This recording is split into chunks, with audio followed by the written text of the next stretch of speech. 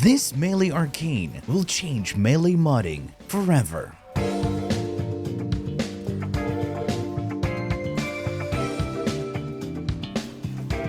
What's good, folks? It's Nightmare Frame here with a new Warframe video coming at you with a look at some crazy melee synergies. And in this video, I will have two Warframe builds for you. Do you remember the 2 billion Wisp DPS? Well, that just got buffed and made more comfortable to use. And the instant transmission Kullervo that wipes the entire map, well, that got buffed as well. And it made Kullervo even more brain dead than he already is to play. Now it just takes a lot less button pressing. Melee Crescendo, that's exactly how you pronounce it, trust me, I know. I went to school. Anyway, Melee Crescendo gives you one initial combo on a finisher kill for the rest of your mission, meaning each finisher grants you one initial combo forever until you die and forcefully res. Yes, you lose that, but this becomes maximum combo permanently. I know some of you have been using the melee guidance feature, but this is a legit way to do it. Let's be honest, a few of you are already scratching your head and like, why would this be useful? Now I have to perform finishers? That already takes too much time. So now I have to probably put a subsume to do finishers or something. No, not at all. You can use whatever Helminth you want and are still able to get finishers, and not mercy finishers, legitimate finishers that also count towards Melee Crescendo. Yes, I know the Melee is quite expensive, going for like 2,300 at max rank. The good thing is you don't need to have this arcane max rank. I bought it max rank just because I could. Unranked just gives you one initial combo for the rest of the mission. At max rank, it's just 6. So you're missing out on the bonus 5. That's about it. You're just gonna have to do some additional finishers here and there to fully max out your combo. So the max ranked owners, you just have to do a little less than the other guys here who don't have it max rank. And don't worry, it's gonna get cheaper down the line, so chill out. Now, a few of you, I know what you're gonna do. You're gonna use Ash and his 4th ability. Did you see Ash at all here? Yes, you can use Ash's 4th ability to trigger this arcane. What if I tell you don't need to use Ash or any suspicious tactics, but a focus school? Come, let me show you. All right, here we are in the simulacrum, just to show you how we can get finishers without using any suspicious finishers. You can see on the bottom right corner, I'm not using any type of finisher Helminth or anything out of the ordinary, and none of my guns have the dexterity arcane. I'm using a specific focus school, and that focus school in question is the Vazarin focus school. Why? That physically makes no sense. Vazarin? Finishers? Melee combo? How does that even work? Vazarin is not known for anything to do with melee, but believe it or not, it is with this arcane. What is so special and unique about Vazarin? Well, its second ability has a ragdoll grouping. And what is ragdoll grouping primarily used for? Well, just grouping and using some sort of nuke. What if I tell you it's an easy way to get ground finishers? Group them up. There you go. Performed a ground finisher right there. Another one. Okay, we gained about like, I don't know, 4, 5, 6. Yeah, there you go. 5 initial combo because I did it very badly. And then ground finishers. One more. Let's see. We're at max 12 times combo. That combo is not going down. Usually, Kullervo has that meter that slowly goes down that indicates how much combo duration that you have. This combo is permanent, as you can see. Heavy attack. We perform heavy attack. Look at that. It goes back to 12 times combo. And now why is this permanent 12 times combo good on someone like Kullervo? Well, simple. His melee gets even more damage when he heavy attacks. He doesn't need to proc any status effects. He's all about raw damage done quickly. His 2 was primarily used to gain combo passively and of course give you overguard. But in this particular case, we just use the 2 for overguard. We don't have to worry about any combo buildup because whenever we do a heavy attack, we always get that 12 times back. And the best part is that his passive, I know you can't see it that well, but it gives him heavy attack efficiency and heavy attack wind-up speed. And we can cap that heavy attack efficiency to 90%, which is the maximum. So whenever we do a heavy attack, we just go down to 11 and right back to 12 instantly. As you can see, we haven't touched enemies. They're not primed or anything. We're just going to use our 3rd ability. Oh yeah, Now let's go show you how this build works in Steel Path. Right, here we are in Steel Path, just to show you how this build functions. I'm paired with my trusty loyal companion here, the Panzerbulfaphyla. He's just going to be there for some viral spreading, and that's pretty much it. I don't need any grouping with Nautilus. I don't need any priming because I'm dealing raw damage. So I just took a random utility pet to give me some viral priming. And plus, Kullervo doesn't have any shields, so he's not going to benefit from any guardian type of thing. But the other benefit is that he can easily bring me Tenacious Bond for that juicy critical damage. Oh yeah, have a look at Kullervo's energy right there. He is a perfect candidate for the purple shards, that juicy critical damage increase. So if you got him, use him. As soon as I hack, I'm going to group up enemies with Vazarin and perform some ground finishers. But since I'm just health, I need to get my Overguard active real quick first. Group. Oh. Stop killing them. I need ground finishers. There we go. Ground finishers. Do a little grouping. There we go. Oh, these guys are still alive. All right, let's see. Have I fully built up 12 times combo? And yes, I'm fully 12 times combo, as you can see on the bottom right. Let me get some Overguard because that's his main source of defenses. You can see enemies are primed with viral, so that's just a bit more damage. And we just go to town on enemies. Press 3, link enemies, and kill them. This is just Kullervo. All those enemies linked. Beautiful damage. These guys up the stairs, dead. Just brain dead, big damage numbers. So if you like big damage numbers and speed, well, this frame is just for you. There we go. Look at that. Look at that clean enemy wipe. We do that link. Everybody linked here. Kill that guy and murders everyone else that was linked. Beautiful. We need a nice clump of any. Oh, here's a nice clump of any. This is not the greatest tile set, unfortunately. Oh yeah, have you noticed my energy, by the way? This is a negative efficiency build. Just saying. Here's usually the issue with Kullervo when it comes to flying enemies. Sometimes he's not able to get that aerial heavy attack. Look at all the energy orbs on the floor. Can I get a nice group of enemies so I can just do a nice combo? Never mind. Yeah, that's just the Acolyte, by the way. Alright, they're dead. That was a one-shot. Alright, we're back in the Orbiter, and let me show you how this Kullervo is built. First of all, Helminth ability is Nourish. This is mainly for the energy, but it also provides me with the viral elemental damage. So now we're dealing corrosive and viral. The synergy is simple. We have 100% link with Collective Curse. If enemies are linked, one target takes damage. All of those targets take the same amount of damage. It's 100% damage link. And Wrathful Advance turns my melee hits into heavy attacks and gives me a flat critical chance increase. So that means I don't have to mod for critical chance on my melee. And here we have 420% critical chance. That's huge. That's what she said.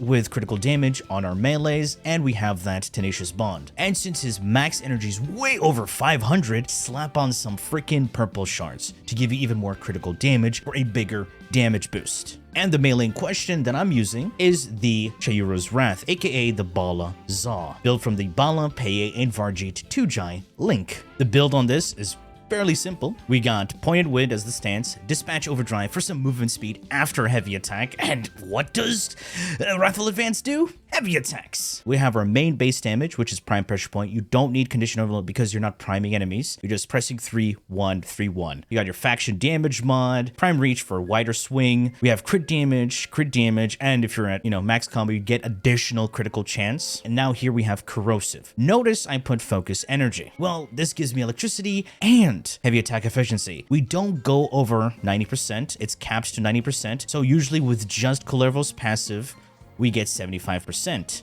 So this adds on to that heavy attack efficiency to cap it off at 90%, but it also gives me electricity. So this is an elemental damage boost. Over here, we have Exodia Brave. On heavy attack kill, get 5 energy rate for 4 seconds. Stacks up to 3 times. This is some nice passive energy gain, which gets buffed by Nourish. And our infinite combo, Melee Crescendo. Sorry, I mean Crescendo. Whoever says Crescendo is weird. Anyway, you do ground finishers using Vazarin are any ragdoll grouping. So yeah, this works with Larva, with Mag's Pull, and Zephyr's Airburst. Any sort of ragdoll grouping if you're using those Warframes or if you're using those Helminth. But since I'm not using those Helminth or anything like that, and usually you would take something like Nerimon just to maintain that combo, but in this case, I'm just using 2 for the Overguard. No need to worry about gaining combo anymore because we have permanent frickin' combo. The Kullervo build. In the aura, I have Corrosive Projection. Enemies get a little armor strip, so we deal more damage to them. Strength at 214%. Usually I just want 200%, but it's nice to have a bit more strength for Nourish. And that's easily done with Blind Rage and Power Drift. Yes, negative efficiency builds. Don't have to worry about that. And the energy conversion and energy income is coming from Exodia Brave, Equilibrium, and Energy Nexus. Natural talent for the casting speed, so his 3 and 1 feel a lot smoother. Try it out with and without this mod.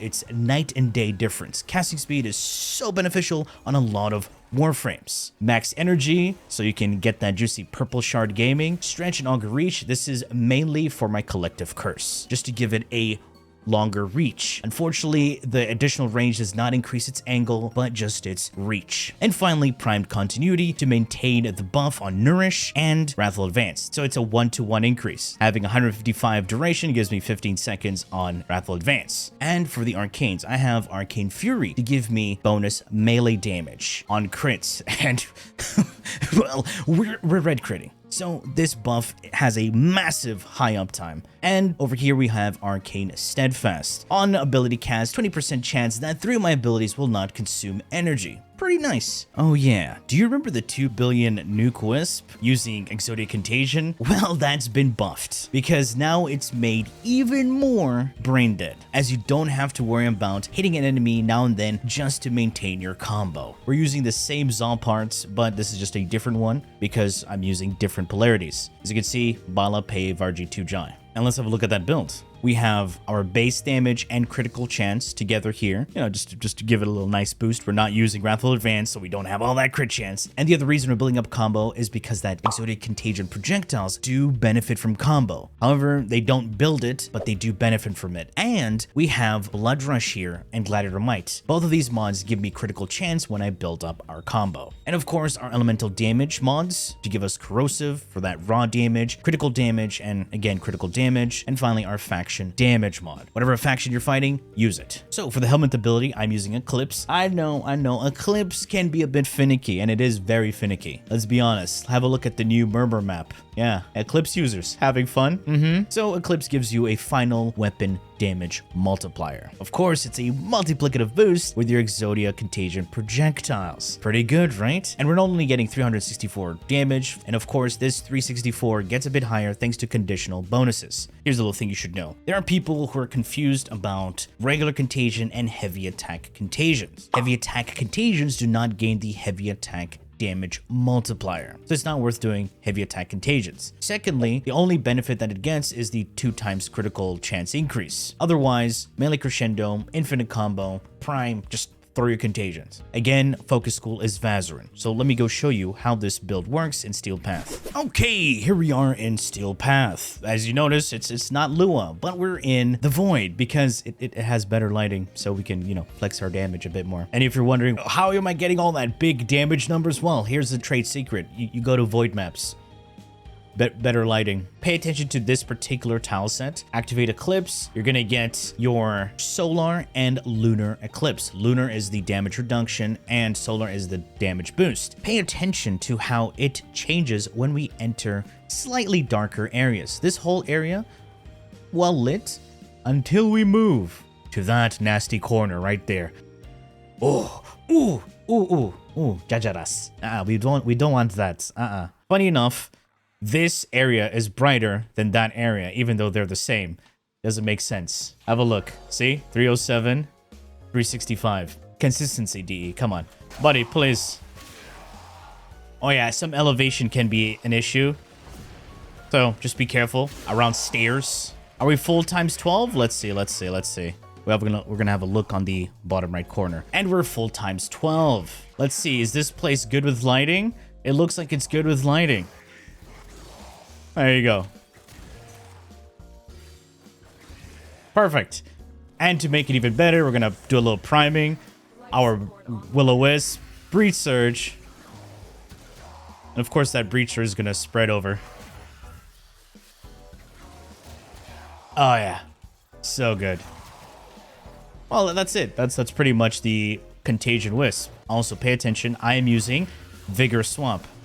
So use that before you release your Contagion. So that your Breach Surge and your Contagion gets that bonus as well, because it's a multiplicative boost. And I haven't even primed yet, so let's do a little priming. So I'm gonna do that. Boom. All right, got a nice spread. Oh yeah. I can't even tell some of the damage numbers because it's so juicy. I have to remember to pick up life support. I kind of am locking myself into this little corner here because it has the best lighting. Oh yeah. And yeah, this actually one-shots acolytes. All right, guys, be sure to hit them directly because sometimes the AoE doesn't hit the acolytes. All right. There we go. Big damage. All right, now we're back in the Orbiter to show you the Wisp build. And if you're running them onto my Wisp shards, I just have these Tauforge Amber shards on energy effectiveness, replacing the need of ever running Energize. And of course, 2 casting speed shards. And you already know the abilities.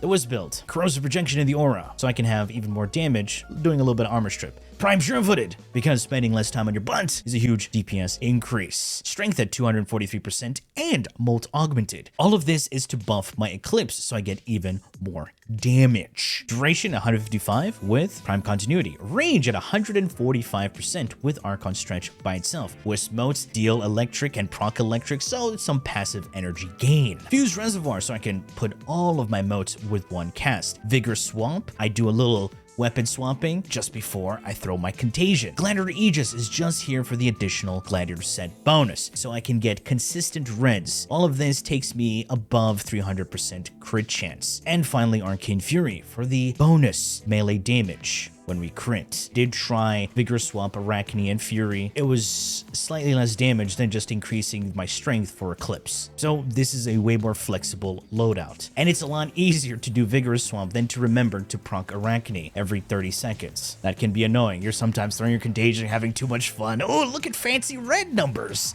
Oh, right, I have to, you know, touch a wall real quick. Yeah, so what have we learned here today? You don't need Helminth ability to do finishers. You don't need to use Ash to do finishers to proc melee Crescendo. Just have Vazarin ragdoll grouping and then stamp on them with your weapon. And yes, this works with any melee, so if you want to do something like a glaive, yes, you can do it with glaive and melee Crescendo. Just know one thing.